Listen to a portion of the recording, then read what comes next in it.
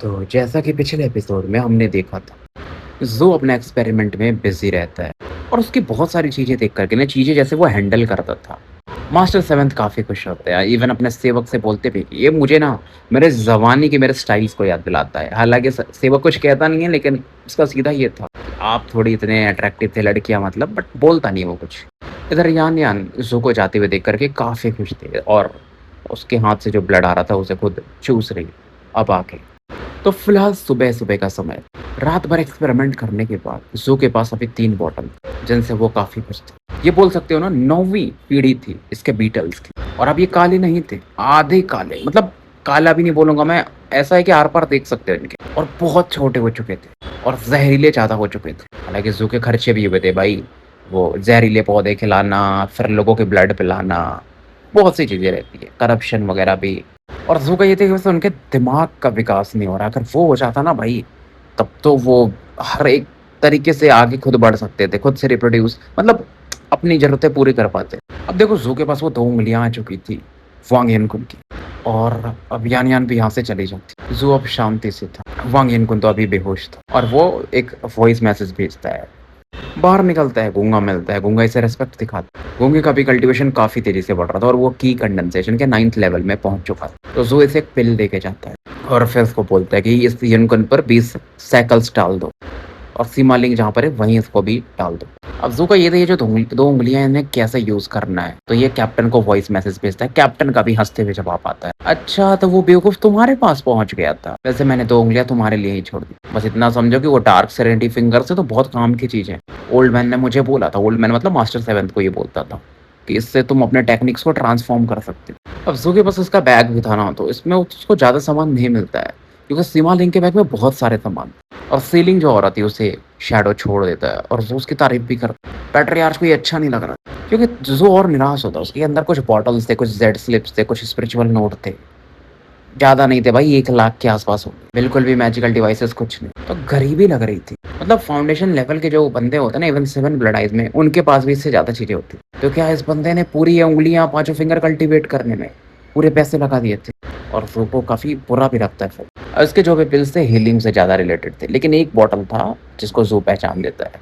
वो सीमा लिंक के पास भी सेम बोतल था। उससे आप धर्मा अपर्चर खोल सकते। वो पिल तो ये खा जाता है और तुरंत ही इसका 89वाँ धर्मा अपर्चर पूरी तरह से खुल जाता है। बचा-खुचा जो फ़ोर्स था ये 90 में धर्मा अपर्चर में भेज देता है। लेकिन वो पूरा नहीं खुल पाता क्योंकि ऑरा उतनी स्ट्रॉन्ग थी नहीं। बोल सकते हो कि लगभग-लगभग खुल और ज़ू का ये था कि आज तो उसे ये धर्मा अपर्चर खोल के तीसरा लाइफ फ्लेम जागृत कर लेना है और तुरंत ही मैसेज भेज देता है कि जितने भी नाइट ऑफ के लोग हैं ना, जिनको अरेस्ट किया है सबको लेकर आओ और सभी लोग इसकी बात सुनते ही थे। अब समझ ही सकते हो उनके सोल को यूज़ किया होगा ज़ू ने जो कि। तो फाइनली इसका 90वाँ धर्मा अपर्चर खुल जाता है और तुरंत ही ज़ू फ़ील करता है ना उसकी ऑरा काफ़ी बढ़ चुकी थी, बॉडी में भी चेंजेस आते थोड़े, मतलब टफनेस बढ़ जाती है और एक ना हेवनली पैलेस के जैसा दिखता है। हेवनली पैलेस तभी आता है जब आप गोल्ड कोर में पहुँचने लगते हो। तो ज़ू का देखो अब 3 लाइफ फ्लेम हो चुका था, प्लस इसके पास गोल्डन क्रो वाली टेक्निक है, प्लस इसके पास लाइफ लैम्प है। अगर ज़हर मिला दे तो भाई 6 फ्लेम के बंदे को भी ये थोड़ा बहुत टक्कर दे सकता है, 5 फ्लेम को तो आराम से। परछाई जब देखता है ना ज़ू के पावर को तो और डर जाता है।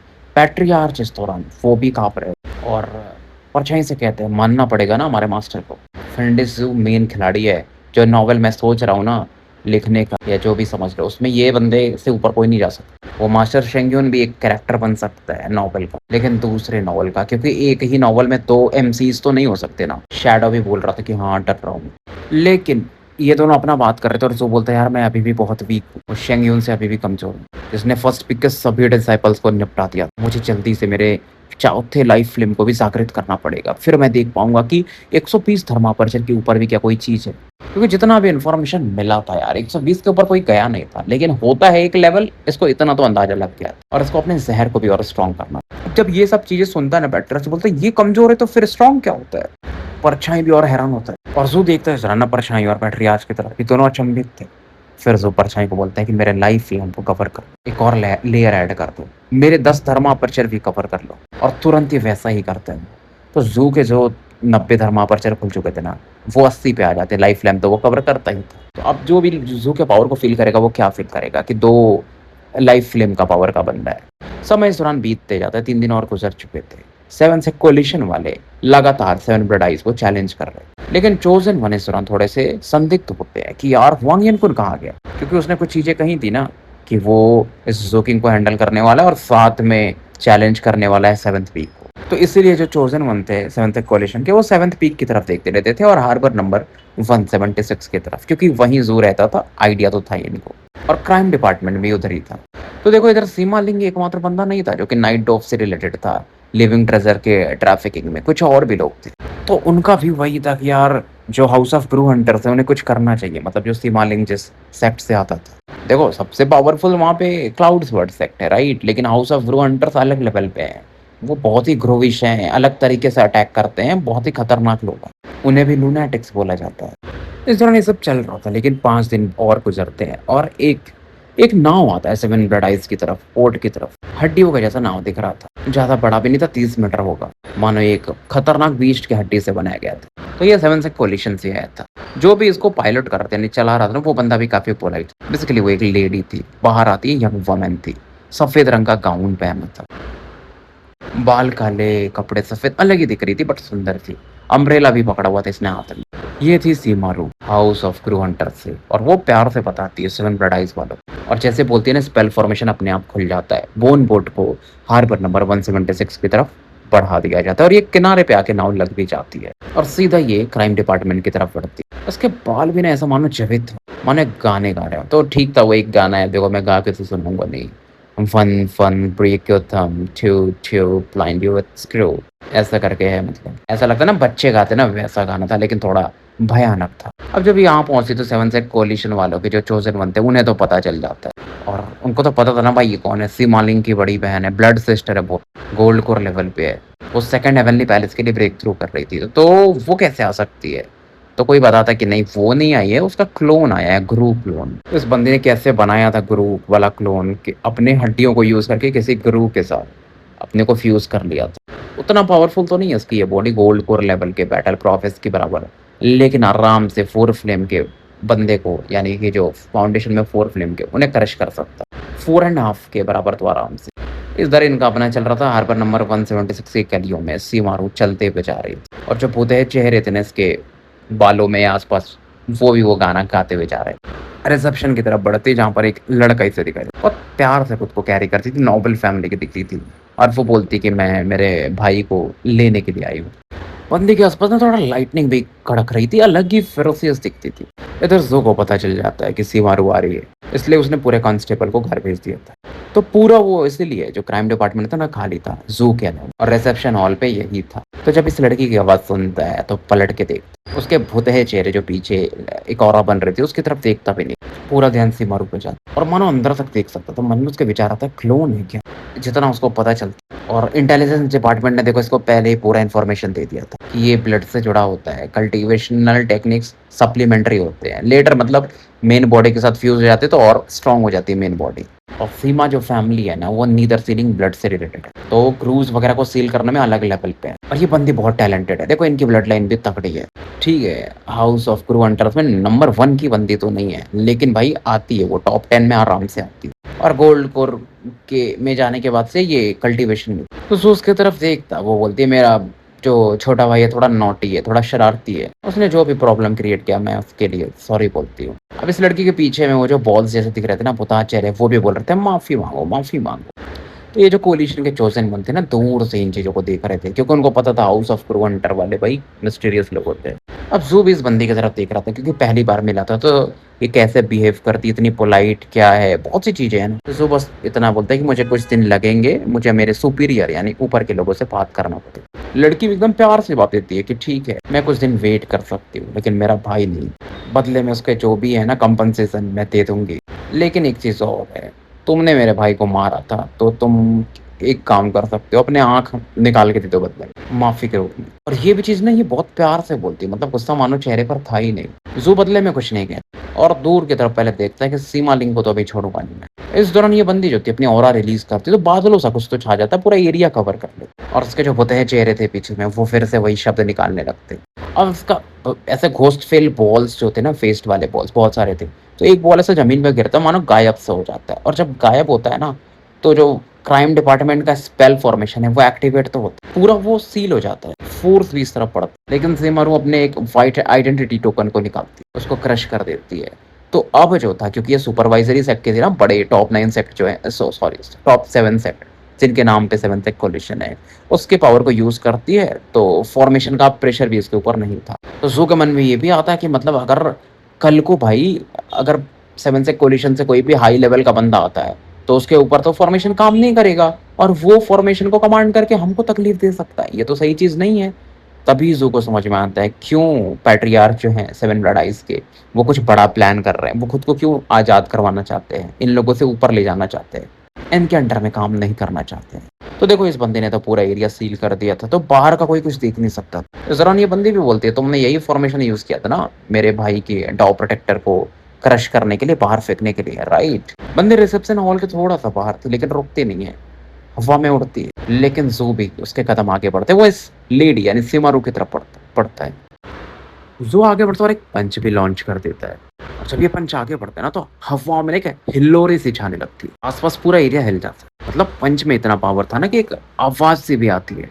इधर परछाई जो थी ना, उसकी बहुत सारी आंखें खुलने लगती है और वो आगे बढ़ती हैं। ये जो घोस्ट फेस बॉल थे ना, ये जो लेडी के बहुत सारे वो थे बॉल्स थे, उनको डेवोर करने के लिए। और ब्लैक लाइटनिंग इस दौरान आगे बढ़ती है, ऊपर में जो बादल छाए हुए थे। अब जू के अटैक को देखकर के सीमारू थोड़ा पीछे हटती है। वो रिसेप्शन हॉल से बाहर निकल के जो आंगन का एरिया था वहां पहुंच जाती है। और चेहरे पर उसके पहले बिल्कुल भी भाव नहीं था ना, लेकिन अब चेंज होता है। इसके छाती पर अलग अलग प्रकार के ग्रूव्स के चेहरे दिखते हैं। वो आसपास के एरिया को देख रहे थे, जू को नहीं देख रहे थे, क्योंकि बॉल्स जो थे ना, वो ग्रूव वाले जो होते हैं बॉल, वो तो गायब हो चुके थे। तो सीमारू और हैरान होती है। सामने देखती है रिसेप्शन हॉल से जू बाहर आता है, पूरा एकदम आग के जैसा चल रहा था। और वो आग जो था ना, गोल्डन क्रो का शेप ले रहे थे। और ये जो आग थे, मानो उसके कपड़े हो, क्लोक जैसे हम बोलते हैं ना, जो पहनते ये लोग, तो वो बोलती गोल्डन क्रो मेरियड स्पिरिट। लेकिन फिर भी वो आगे चार्ज करती है जू की तरफ। जू इसके हाथ को ना अपने खोपड़ी से मारता है, और जब मारता है ना, तो इसका हाथ का जो हिस्सा था वो एक्सप्लोड कर जाता है। वो और अचंभित होती है, ये पीछे हटती है। लेकिन जू उससे भी तेजी से बढ़ता है उसकी तरफ, उसके बाल पकड़ता है, उससे उठा के जमीन पर पटक देता है। सीमारू मानो ना कोलैप्स कर जाती है, धुंध की जैसी दिखती है। और वो धुंध जू की तरफ पड़ता है। और वो जो छाता भी था ना सीमारू का, वो भी जू पर चार्ज करता है। लेकिन एक नॉर्मल सा इत्तू सा छाता गोल्डन क्रो के सामने क्या करेगा। गोल्डन क्रो की जो औरत थी ना, वो आगे बढ़ती है इस दौरान। पूरा जो छाता था ना, उसे गोल्डन क्रो मानो आग से लगा देता है। और जो भी होते हैं चेहरे थे, वो भागने को देखते पर भाग नहीं पाते हैं। गोल्डन क्रो पूरी तरह से उन्हें जला के खाक कर देता है। और सीमारू का ये जो धुंध वाला फॉर्म था ना, वो भी मानो कोलैप्स करने वाला। बट देखो, नॉर्मल बंदी तो नहीं थी, शॉक्ड थी, लेकिन उसे समझ में तो आ गया था। वो एक ऑरा का इस्तेमाल करती है, जैसे हवा का झोंका चलने लगता है, ताकि ये लाइव फ्लेम्स को बुझा सके। जू फील करता है कि इसका धर्मापर्चर ना तेजी से चल रहा है। और जू जानता था बिना 4 फ्लेम के पावर के इस बंदे को हरा तो नहीं सकता। तो 90 धर्मापर्चर इस दौरान एक्टिवेट होते हैं। तो और जू का आपको पता है, एक धर्मापर्चर भाई नॉर्मल लोगों के जैसा तो नहीं है। एक धर्मापर्चर में 1500 मीटर का स्पिरिचुअल सी है। नॉर्मल लोगों का भाई 300 400, बहुत टैलेंटेड हो 500 600 वहीं तक जा पाता है। और जो मास्टर थे जू के, आई गेस 7, तो उनका 600 के पार गया था। तो वो जो हवा का झोंका चला था, वो लाइफ फ्लेम को बुझा सकता है नॉर्मल लोगों के, लेकिन जू के नहीं। और ये जो भुतह चेहरे की तरफ पड़ते हैं, वो भी कुछ नहीं कर पाते। और जू का एक तो बॉडी का पावर अलग लेवल पे है। गोल्डन क्रो की वजह से इसकी फिजिकल बॉडी भी काफी स्ट्रांग हो चुकी थी। और पूरे ग्रूव्स अपने आप खत्म हो जाते हैं, बस इसके सी ऑफ फ्लेम्स की वजह से धुंध में बदल जाते हैं और पीछे जाने लगते हैं। और एक बॉल का शेप लेते हैं पूरे मिला करके। और एक 3 मुख वाला बोल सकते हो, एक बीस्ट दिख रहा था, वो फिर से आगे बढ़ता है जू की तरफ। जू आगे बढ़ता है इस तरफ। वो जो बीस्ट था, वो घोस्ट टाइगर में बदल चुका था। जैसे बहुत सारे जो घोस्ट मरते हैं ना मिल करके, वो एक मुक्का बनाता है जू अपना, पूरी बेल फायर की ओर फोकस करता है और सामने मारता। लेकिन घोस्ट टाइगर उसे डॉच कर लेता, मानो वो डिवोर करना चाहता था हर चीज को। जो इस दौरान राइट हैंड से कोई तो इनकांटेशन टेक्निक यूज करता है। और ब्लू ग्रीन ड्रैगन जो था ना इसका, वो प्रकट होता है, जो कि घोस्ट टाइगर से भी काफी बड़ा था। मुंह फाड़ता है। अब आपको तो पता ही है, ब्लू ग्रीन ड्रैगन जो है वो जू का फॉरबिडन सी है। तो फिलहाल वो टाइगर एक्सप्लोड कर जाता है। लेकिन सीमारू नॉर्मल बंदी तो नहीं थी। उसका टाइगर जो कोलैप्स करता ना, वो भी एक तीसरे प्रकार के ग्रूव में बदल जाता। एक ऐसा राक्षस सा जिसके पंख थे, वो फिर से जू की तरफ चार्ज करता है। लेकिन तभी ब्लैक लाइटनिंग उस पर अटैक कर देती। नीचे से जमीन में से परछाई आगे बढ़ती। सीमारू सरप्राइज हो जाती। सरिया को तो वो मतलब डॉज कर लेती है, शैडो को भी डॉज कर लेती, लेकिन जू से नहीं बच पाती। वो सीधा गर्दन पकड़ता है इस राक्षस का और दीवार में ना ऐसा घसीट के दे मारता है। दीवार ही कोलैप्स कर जाती। चारों तरफ ना बेल फायर वाली जो ज़ू की ऑरा थी वो फैलती। अब ज़ू क्या है इसके ऑरा को एब्ज़ॉर्ब करने लगता है, तो इसका 91वां जो धर्मापर्चर था वो भी खुलने लगता। राक्षसा फाइनली कोलैप्स कर जाता। धुंध फिर से चारों तरफ फैल जाती। जो इसका गोल्डन ग्रो था ना ज़ू का, वो इस धुंध को डिवोर करने को देखता है। लेकिन अब ये धुंध चौथे स्टेट में बदल जाती है। 300 मीटर का एक बड़ा-सा जायंट प्रकट होता है धुंध से, जो कि गोल्डन क्रो को निपटाने को देखता है। लेकिन वो कहाँ सक्सेसफुल हो पाता। गोल्डन क्रो भाई उसकी आँखें चमकती है और डिवोर करना शुरू कर देती है। ज़ू इस दौरान सीमारू के इस चौथे स्टेट की तरफ देखता है। और ज़ू भी एक तरह से अचंभित था ना, क्योंकि थोड़ा-सा पावर एब्ज़ॉर्ब किया था उसने राक्षसा का, और उसका एक धर्मापर्चर खुल गया था। इसके लिए तो सीमारू एक खजाने से कम नहीं। तो फिर से वो आगे बढ़ता है इस ये जो बड़ा-सा जायंट था उसे निपटाने के लिए। सीमारू इस दौरान स्ट्रगल कर उधर गोल्डन क्रो तो एब्ज़ॉर्ब कर ही रहा था, परछाई भी आगे बढ़ता और सरिया भी एक्साइटेड होके आगे बढ़ता है। सीमारू कुछ तो समझती है और खुद को एक्सप्लोड कर लेती है। उसका पावर लेवल भाई 4 एंड हाफ फ्लेम्स का था। तो चारों तरफ ये ऑरा फैलती है इस जायंट के एक्सप्लोड करने की वजह से। और एक हड्डी था बेसिकली ब्लैक आर्म कलर, हाथ का हड्डी, जो कि बहुत तेज़ी से ना क्राइम डिपार्टमेंट से बाहर भागने को देखता है। इसी पावर के थ्रू उसने फ्यूज़ हुआ की थी ना ये क्रू के अंदर खुद को, और उसे पता तो चल गया था कि ज़ू कितना स्ट्रॉन्ग है, तो वो निकलने को देखा नहीं। अब क्योंकि एक्सप्लोजन किया था उसने, तो ज़ू के लिए भी आसान नहीं था, लेकिन फिर भी उसने ज़ू को कम में आका। ज़ू की जो परछाई थी बहुत तेज़ी से आगे बढ़ी और उसे रोकने लगती। लड़की को लगता कि वो भाग नहीं पाई, तो वो गुस्से में ना अपनी जो उसकी हड्डी थी उसको बहुत तेज़ी से ज़ू के खोपड़ी की तरफ बढ़ा देती। और फिर से वही गाना बजता है, वो जो fun fun break your thumb to to blind you with screw. ये गाना 6 तक है, लेकिन मैं पूरा गाना नहीं चाहता हूँ। अब ये जो अटैक था ना 4 फ्लेम से तो ऊपर, ज़ू देखता है, वो तो सप्रेस कर रहा था ना अभी तक खुद को कि कितने फ्लेम्स है, वो दिखाना नहीं चाहता। तो और दिखाना भी नहीं चाहता था। जेड पेंडेंट निकालता है, जो कि नासेंट सोल का डिफेंस था, मार्शल 6 ने इसे दिया था। लगभग खत्म हो चुका था, लेकिन थोड़े बहुत पावर अभी भी उसमें बचे थे, तो उसे यूज़ कर शील्ड की तरह और सीमारू के अटैक को ब्लॉक कर देता है। अब इस हड्डी को पकड़ लेता है, मतलब हाथ की हड्डी को, और उसकी ऑरा को एब्जॉर्ब करने लगता है। 91वां धर्मापर्चर जो लगभग खुल चुका था, पूरी तरह से खुल जाता। गोल्डन क्रो भी इस पावर को डिफोर करता, परछाई भी खुद की मदद करता, और सरिया भी सब इस पावर को चूसने लगते हैं। और ज़ू अपना इसके थ्रू 92वां पर्चर खोल चुका। अब जो हड्डी थी ना वो राख में बदल जाती है। तो राख पता है क्या, उसमें एक विल पावर था बेसिकली ना सीमारू को, वो दिखता है। बहुत छोटी सी दिखती वो, लेकिन उस ऑरा पे बहुत सरप्राइज थी वो, और कहती तुम्हारा गोल्डन क्रो स्पिरिट काफी खतरनाक है। जितना हमें तुम्हारे बारे में पता चला था, तुम खतरनाक हो यार, तुम ट्रिक किए हो। तुम्हारे पास 2 लाइफ फ्लेम का पावर नहीं है, बल्कि 3 है। उसके अलावा तुम्हारे धर्मा परचेस अलग लेवल पे है, हर एक में 1500 मीटर का पावर है। तो तुम्हारा पावर लेवल बहुत क्लोज है 5 फ्लेम के। और अगर तुम 4 लाइफ फ्लेम को इग्नाइट कर लिए, तो तुम दूसरे मास्टर सेंग्यून बन सकते हो। बस एक ही चीज़ है कि तुम्हारे पास एक लाइफ लैंप नहीं है, लेकिन तुम हो बहुत रहस्यमय, कहे जा सकते हो इस जनरेशन के नंबर 1 चोजन 7 ब्लड आइज के। फिलहाल ये बंदी गायब होने लगती है और सोचती क्या ये बंदा जानबूझ के ऐसा किया था, मतलब सीमा लिंग को पकड़ा था कि मैं इसके पीछे आऊंगी। अब ये सब सोच के मतलब नहीं था, लेकिन वो बोलती है कि अब तो मैं जान चुकी हूँ ना, तो मेरा जो असली बॉडी है वो जरूर आएगा जल्दी से, कल्टीवेशन से निकलने के बाद फिर देखती हूँ तुम कैसे बचते हो। हालांकि ज़ू इसके गायब होने के बाद बोलता है कि ये बंदी गलत है, मैं नहीं हूँ नंबर 1 चोजन 1 7 ब्लड आइज का। क्योंकि भाई इसके बड़े भाई लोग जो भी है ना, जैसे कि 3rd सिबलिंग, 2nd, 1st, वो लोग खतरनाक है। 1st का तो आपको पता ही कप्तान किस लेवल का है, लेकिन 3rd सिबलिंग भी खतरनाक है, क्योंकि हुआंग यिनकुन गया था चैलेंज करने, और क्या हुआ था उसके साथ। ज़ू को थोड़ी पता था इधर क्या चल रहा है, लेकिन मास्टर 7th जो थे ना, 7th वीक से पूरी चीजों को देख रहे थे। कैप्टन पीछे खड़े होकर सेव खा रहे थे, और 3rd आइनस ऐसा बास्केट पूरा पकड़े हुए थे, कैप्टन को सेव पकड़ा रहे थे। और कैप्टन बोलते 3rd सिबलिंग तुम लड़कियां कैसे पटा लिए, वो सुप्रीम आर्बिटर क्लैन वाली, तो मुझे भी कुछ टिप्स दो, तुम्हारा बड़ा भाई हूँ। 3rd आइनस बोलता है मैंने कुछ नहीं किया, बस मैं थोड़ा अच्छा दिखता हूँ। कैप्टन बोलते कुछ भी, तुमसे अच्छा तो मेरा आकिंग दिखता है। अरे मुझे याद है, ओल्ड मैन कुछ समय पहले गए थे ना रिवर्ड एंशिएंट लैंड, और वहां उसके बाद तुमको लेकर आए थे, राइट? 1 साल बाद तुम आए थे, मतलब यहाँ पर तुम 13 साल के थे तब, और तुम 1 फिल्म लेवल पे थे, तुमको रिवेंज चाहिए था। तो क्या तुम सच में रिवर्ड एंशिएंट लैंड की हो? और तुमने क्या किया था सुप्रीम आर्बिटर इमॉर्टल सोसाइटी में उस समय? 3rd आइनस यानी 3rd सिबलिंग का एक्सप्रेशन नहीं बदलता है। बड़े भाई हंसते हुए कहते हैं कि आपकी आंखों से कुछ छिपा नहीं, आप बताइए आपने कितने बार अपने कल्टीवेशन को रीस्टार्ट किया है? कैप्टन हंसते हैं और कहते हैं गैस करो।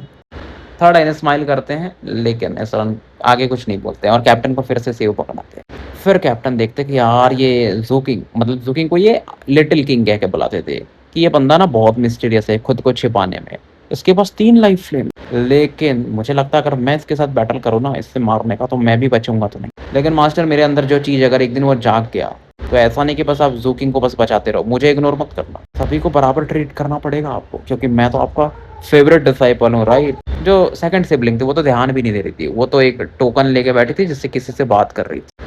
मास्टर सेवंथ इस लड़की की तरफ देखते और कहते ये लड़की कितनी लकी है, मूर्खों को ही लक फेवर करता है। फिर ये बिग सिबलिंग यानी कि कैप्टन और फिर थर्ड सिबलिंग की तरफ से इनको डांटते रहते थे मास्टर हमेशा, लेकिन इनसे काफी खुश भी थे। तो इनको उन्होंने कैसे ढूंढा था आपको पता है? इतने तो लोग क्या करते हैं, कोई भी बंदा चोजन डिसाइपल है उसे अपना डिसाइपल बना लेते हैं, लेकिन इनका ऐसा नहीं था कि भाई समुद्र में से एक लौंडा खींच के निकालते थे और फिर वो भाई ऑब्वियसली ऊपर जाएगा, लेकिन इसमें इनकी काफी मेहनत रहती थी। और सभी इनके डिसाइपल्स जो भी थे, मेन अभी तो 3 ही हैं, चौथा जोकिंग बनने वाला है, वो डिसेप्शन में महारत हासिल करके थे, मतलब छलावा में। कोई बता ही नहीं सकता कि ये बंदे का पावर लेवल क्या है, इसके पास कितनी टेक्निक है, ये चीजों में। और फिर वो बोलते हैं चौथा सिबलिंग को तो कुछ सिखाने की भी जरूरत नहीं है, वो तो पैदाइशी धोखेबाज है। धोखेबाज इन द सेंस कि मतलब लोग उसको जज नहीं कर पाएंगे कि वो क्या कर सकता है क्या नहीं कर सकता है। वो सही भी है, जैसा फ्यूचर है उस हिसाब से डिसेप्शन जरूरी है।